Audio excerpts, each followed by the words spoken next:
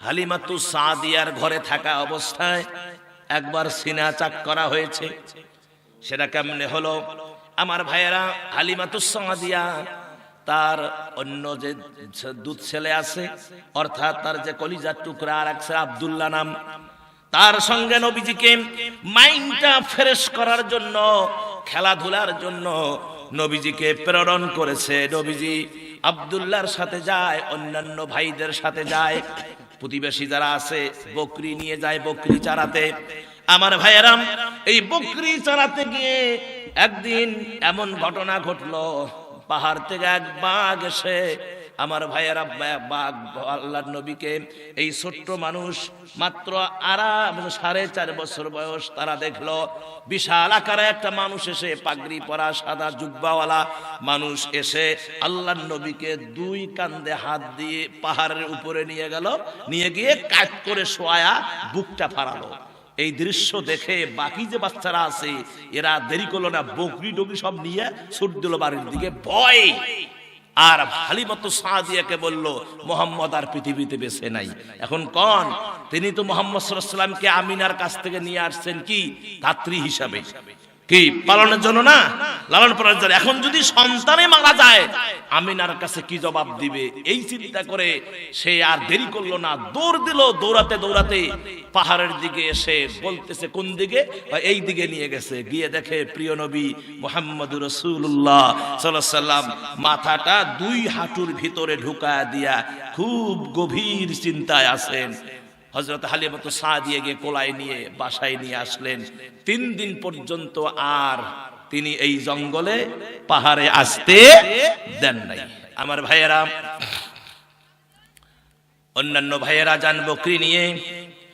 এক পর্যায়ে বিশাল আকারের বাঘ, ইতিহাস থেকে বলছি ভাইয়েরা, বিশাল আকারের বাঘ ধা ধা করে পাহাড়ের পাদদেশ থেকে এসে আব্দুল্লাহর যে বড় বকরিটা, এটা কামড় দিয়ে কান্দে নিয়ে যখন চলে গেল, পাহাড়ের ভিতরে ঢুকে গেল। সবাই ভয় পেয়ে গেল, বাঘ এসেছে, বাঘ এসেছে, বাঘ এসেছে। সমস্ত বকরি নিয়ে বাড়িতে গিয়ে সবাই আর্তনাদ। আর আব্দুল্লাহ মায়ের কাছে গিয়ে কাঁদতেছে যে, মা, আমাদের যেটা পালের বড় বকরি, এই বকরি বাঘ নিয়ে গেছে, আমারে বকরি এনে দাও। মা বললেন, বেটা আয়, বুকে আয়, বকরি গেছে যাক, তুই যে ফিরে এসেছিস এটাই মায়ের বড় সান্ত্বনা। বকরির দরকার নেই বাবা, তুই যে আসছিস ফিরে, এটা মায়ের জন্য বড় বড় পাওয়া। যদি বকরিকে না নিয়ে তোমারে ধরতো, তা তোমারে খুঁজি পাওয়া যেত না। আমার ভাইয়েরা, এবার তিনি বলতেছে যে, না মা, আমাকে বকরি এনে দিতেই হবে। পার্শ্বে প্রিয় নবী মুহাম্মদুর রাসূলুল্লাহ সাল্লাল্লাহু আলাইহি ওয়াসাল্লাম বসা ছিলেন। তিনি আস্তে করে বসা থেকে দাঁড়িয়ে গেলেন। বয়স কত বাবা? 5.5 বছর। কয় বছর? 5.5 বছর। কোন কোন রাওয়াতে এসেছে 4.5 বছর বয়স। সুবহানাল্লাহ। আমার ভাইয়েরা, আল্লাহর নবী দাঁড়িয়ে গেলেন, ছোট্ট মানুষ, জমিনে দাঁড়িয়ে গিয়ে মায়ের কাছে গিয়ে মাকে জড়িয়ে ধরে বললেন, মা, আমার জানি মন বলতেছে বকরি বাগে খায় নাই। সুবহানাল্লাহ। আমার জানি মন বলতেছে আমি গেলে বকরি আনতে পারবো। মা বলল, বেটা না, পাগলামি করবি না। ওরে বেটা, তোমারে যদি বাঘ খেয়ে শেষ করে দেয়, আমি কি জবাব দিব রে বেটা? নবীজি বললেন, না মা, আমার একটা বারের জন্য সুযোগ দেন, আমি পাহাড়ের ভিতরে ঢুকবো না, কাছাকাছি যাব, দেখি কিছু করতে পারি কিনা। কেননা আমার ভাই কান্দে, আমার সহ্য হয় না। মা বললেন, বেটা যাও। অন্যান্য সাথীদেরকে বললেন, তোমরা গার্ড থাকবা, যেন আমার কলিজার টুকরা সন্তানের বাগে কোনো ক্ষতি করতে পারে না। এবার নবীজি অ্যাডভান্স করলেন সামনে সামনে, অ্যাডভান্স করে একবারে পাহাড়ের পার্শ্বে দাঁড়িয়ে শাহাদত আঙ্গুলিখানা উঁচা করে পাহাড়ের দিকে ইশারা করে বললেন, পাহাড়ের হিংস্র প্রাণীরা তোমরা কোথায় আছো গো? আমার দুধ ভাইয়ের বকরিকে নিয়ে গিয়েছো, বকরি নিয়ে আসো। আমার ভাইয়ের ইতিহাস সাক্ষী দেয়, আল্লাহর নবীর এই ঘোষণার সাথে সাথে বাঘের লাইনে বাঘ, সিংহের লাইনে সিংহ, হাতির লাইনে হাতি, সাপের লাইনে সাপ, যত হিংস্র প্রাণী ছিল সব লাইন ধরে ধরে আল্লাহর নবীর সামনে এসে হাজির হয়ে গেছে। লিল্লাহে তাকবীর, লিল্লাহে তাকবীর। আমার ভাইয়েরা, বাঘ যখন আল্লাহর নবীকে যখন ঘেরাও করে ধরেছে, আর যে বকরি বাঘ বকরি নিয়ে গেছে, ওই বাঘ হেলে দুলে নবীজির কাছে এসে বকরি নিয়ে আসলেন, বকরি খায় নাই। সুবহানাল্লাহ কোন। নবীজি বললেন, ও বাঘেরা, কেন তোমরা আমার দুধ ভাইয়ের বকরি নিয়ে গেছো? জবাব দাও। বাঘ বলল, নবী গো, 3 দিন থেকে আপনি এই পাহাড়ের পদদেশে দুধ ভাইদের সাথে আপনি বকরি চড়াতে আসেন না, আমরা বেকুলতা হয়ে গেছি গো নবী। আপনি যখন আসতেন আপনারে প্রাণ ভরে আমরা দেখতাম, শান্তি পাইতাম। 3 দিন থেকে আপনি আসেন না, আমরা বড় বেকুল হয়ে গেছে, আপনার চাঁদ বুকখানা দেখতে পারি না। বকরি খাওয়ার জন্য নিয়ে যাই নাই, এই জন্য নিয়ে গিয়েছি আপনার দুধ ভাই আপনার সামনে কাঁদবে, আপনি সহ্য করতে পারবেন না, বকরি নিতে চলে আসবেন। আর যখন আসবেন গো নবী, আমরা প্রাণ ভরে আপনার নুরানি চেহারাটা দেখে নিব, হৃদয়ে শান্তি পাবো, তৃষ্ণা পাবো। জোরে বলেন সুবহানাল্লাহ। আমার ভাইয়েরা, এই সময়ে আল্লাহ রাব্বুল আলামিন নবীজির একবার সিনা মোবারক চাক করেছিলেন।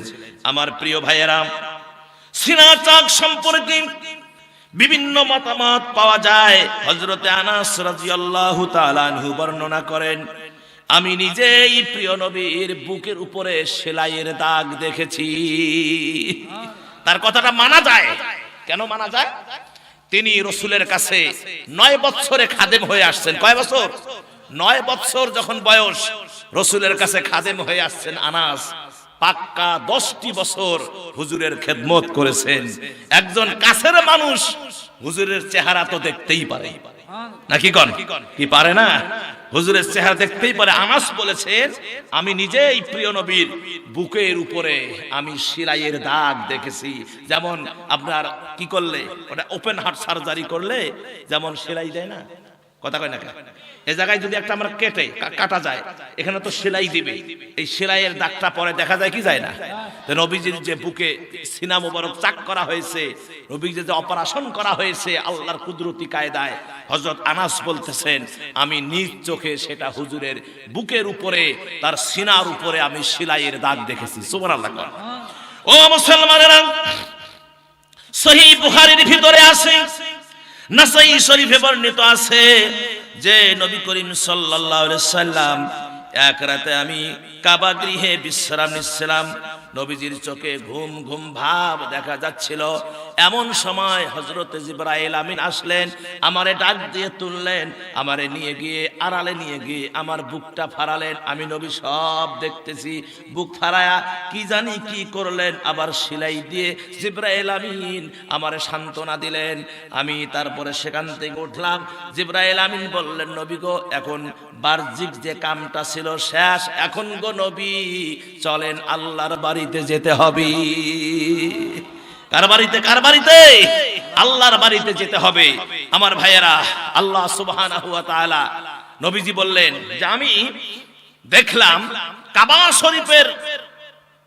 শরীফের পার্শ্বে, মাকামে ইব্রাহিমের পার্শ্বে একটা আজীব জন্তু। আমি জীবনে এরকম জন্তু দেখি নাই, এরকম পশু আমি দেখি নাই, আমার জীবনে প্রথম দেখা। এটা আজীব জন্তু, মানে সে জন্তু। জিবরাইল আমিনকে জিজ্ঞাসা করা হলো, জিবরাইল এটা কি? জিবরাইল বললেন যে নবী আল্লাহ, এটার নাম হচ্ছে বোরাক। এই বোরাকে চড়ে আপনাকে আল্লাহর বাড়িতে যেতে হবে। সুবহানাল্লাহ। বোরাকের বর্ণনা দিলেন নবীজি। মেরাজ থেকে ফিরে এসে বোরাকের বর্ণনা দিলেন। আমি যখন জাগ্রত হলাম, সিনা আমার চাক করা হলো। তারপরে আমি তাকিয়ে দেখলাম আজীব এক জন্তু, বোরাকের আকৃতি বর্ণনার প্রসঙ্গে নবীজি বলেন, আমি দেখলাম যে খানায়ে কাবার সামনে একটি বাহন দাঁড়ানো আছে। দেখলাম যার শরীরের আকৃতি ছিল গাধা অপেক্ষা বড়, খচ্চর অপেক্ষা একটু ছোট। আর দেখলাম তার চেহারা এত সুন্দর, কপালে লেখা আছে লা ইলাহা ইল্লাল্লাহু মুহাম্মাদুর রাসূলুল্লাহ সাল্লাল্লাহু আলাইহি ওয়াসাল্লাম। আর তার দেহে অসংখ্য পলক, পলকের প্রত্যেকটা পলকে লেখা আছে আল্লাহু আকবার, আল্লাহু আকবার, আল্লাহু আকবার, সুবহানাল্লাহ। আমার ভাইয়েরা, নবীজি বলেন গর্দানে হীরা মণি মুক্তা জড়ানো, হীরা মণি মুক্তা গর্দানে জড়ানো। এবার আল্লাহর নবী মুহাম্মদুর রাসূলুল্লাহ সাল্লাল্লাহু আলাইহি ওয়াসাল্লামকে জিবরাইল আমিন বললেন, ও নবী গো, বোরাক দাঁড়িয়ে আছে, আপনি আর দেরি করবেন না, অনেক দূর সফর করতে হবে। নবী গো, দাঁড়িয়ে তাড়াতাড়ি করে উঠুন, এখন বোরাকে পা দেন। নবীজি বোরাকের বর্ণনা, বোরাক দেখে অভিভূত হয়ে গেলেন। আল্লাহু আকবার! এত চমৎকার চেহারা বোরাকের, কপালে লেখা লা ইলাহা ইল্লাল্লাহু মুহাম্মাদুর রাসূলুল্লাহ, আর পলকে লেখা আছে আল্লাহু আকবার। জিবরাইল আমিন ইঙ্গিত করলেন, হুজুর বোরাকের উপর আপনি যান। যখন হুজুর বোরাকের দিকে এগিয়ে গেলেন, বোরাক তখন সিক্ত হয়ে দাঁড়িয়ে আছে, নড়াচড়া করে, হুজুরকে নিতে রাজি হচ্ছে না। বোরাককে জিবরাইল ধমক দেয়, তুমি কি চেনো তোমার গর্দানে পিঠে আজকে চড়তেছে? তোমার কি হুঁশ নাই? প্রিয় নবী মুহাম্মদুর রাসূলুল্লাহ সাল্লাল্লাহু আলাইহি ওয়াসাল্লাম, যাকে সৃষ্টি না করলে তোমার মতো বোরাকের সৃষ্টি হতো না। জিবরাইল আমিন বোরাককে ধমক দিলেন। বোরাক বলতেছে, ও জিবরাইল, ধমকে কোনো কাম হবে না। আমি ততক্ষণ পর্যন্ত নবীজিকে আমার পিঠে নিব না, যতক্ষণ পর্যন্ত নবীজি বলবে না কিয়ামতের ময়দানে অসংখ্য বোরাক থাকবে। ও নবী গো, ওয়াদা দেন, কিয়ামতের ময়দানে আমি বোরাক ছাড়া আর কোনো বোরাকে পা দিবেন না। সুবহানাল্লাহ কয় না? আমার ভাইয়েরা, বোরাক বললেন, নবী গো, কিয়ামতের ময়দানে যখন আপনি জান্নাতে ঢুকবেন, আমি বোরাক ছাড়া কোন বোরাকে পা, লক্ষ লক্ষ কোটি কোটি বোরাক থাকবে গো নবী, আমার পিঠে ছাড়া অন্য কোন বোরাকের পিঠে আপনি চড়বেন না। এ ওয়াদা যদি দেন তাহলে আমি, আমার নিতে কোনো আপত্তি নাই। নবীজি বললেন, বোরাক রে,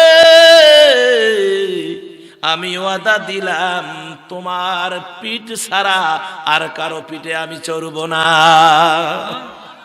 বোরাক খুশি হয়ে গেল। হুজুরকে নিয়ে বোরাক এখন রওনা দিবেন। হুজুর বোরাকে চড়েই চোখে আর পানি রাখতে পারলেন না, ধরে রাখতে পারলেন না, চোখ দিয়ে পানি ঝরঝর করে পড়তেছে। জিবরাইল বলেন, নবী গো, এই সৌভাগ্য কিন্তু কোন নবীর হয় নাই। আপনার তো খুশি হওয়ার কথা, আনন্দ লাভ হওয়ার কথা, আপনি কেন কান্দেন? এই জান্নাতি বোরাকে দুনিয়ার জমিনে কোন নবী টাচ করতে পারে নাই। ও নবী, এত সুন্দর একটা বোরাক, জান্নাতি বোরাকে আপনি চড়বেন, চড়েছেন, এখন তো যাব, কান্দেন কেন? কথা কয় না, হ্যাঁ, কান্দেন কেন? তখন নবীজি বললেন, জিবরাইল রে, আমি যখন বোরাকে চড়লাম, আমার মনে পড়ে গেল আমার উম্মতের কথা। সুবহানাল্লাহ কন। ও জিবরাইল রে, আমি এই যে বোরাকে চড়লাম, এরকম বোরাক আমার উম্মতের আল্লাহ দিবে নাকি? জান্নাতে যাওয়ার জন্য এরকম বোরাকের ব্যবস্থা থাকবে নাকি? আল্লাহ পাকের কাছে জিবরাইল বললেন, আয় রব্বুল আলামিন, নবীজি বোরাকে চড়ে কান্দে, মনে পড়ে গেছে উম্মতের কথা। আল্লাহ এখন কি জবাব দেব? আল্লাহ পাক বললেন, ইয়াউমা নাহশুরুল মুত্তাকিনা ইলার রহমানি আফদা। ও জিবরাইল বলে দাও, এই পৃথিবীর জমিনে আপনার যে উম্মতেরা মুত্তাকি হবে, আমি আল্লাহকে স্বীকার করবে, আমি আল্লাহর গোলামি করবে, আমি আল্লাহর দাসত্ব করবে, ইবাদত করবে, যদি আমি আল্লাহর ইবাদত, গোলামি আর মুত্তাকি হয়, আমি রব্বুল আলামিন তাদের সকলের জন্য এই জান্নাতি বোরাকের ব্যবস্থা করে দেব। নবীজি খুশি না বেজার? জোরে কোন খুশি না বেজার? এবার নবীজি বড় খুশি হয়ে গেলেন। খুশি হয়ে নবীজি আনন্দিত হলেন, খুব মজা লাগলো। এবার জিবরাইল বলেন, হুজুর যা হইছে হইছে, এখন চলেন, অনেক পথ যেতে হবে। সুবহানাল্লাহ কোন। এখন জিবরাইল বোরাকের পিছনে এক চাবুক মারলেন, আর বোরাক হুজুরকে নিয়ে রওনা দিলেন। কিতাবে এসেছে এই বাইতুল্লাহ থেকে বাইতুল মাকদাস জেরুজালেম, এই আলমে, এই জায়গায় পথ যেতে আলমে বারজাখের প্রিয় নবীকে 27টা, কোন রাওয়াতে এসেছে 47টা নিদর্শন দেখানো হয়েছে। জোরে বলেন সুবহানাল্লাহ।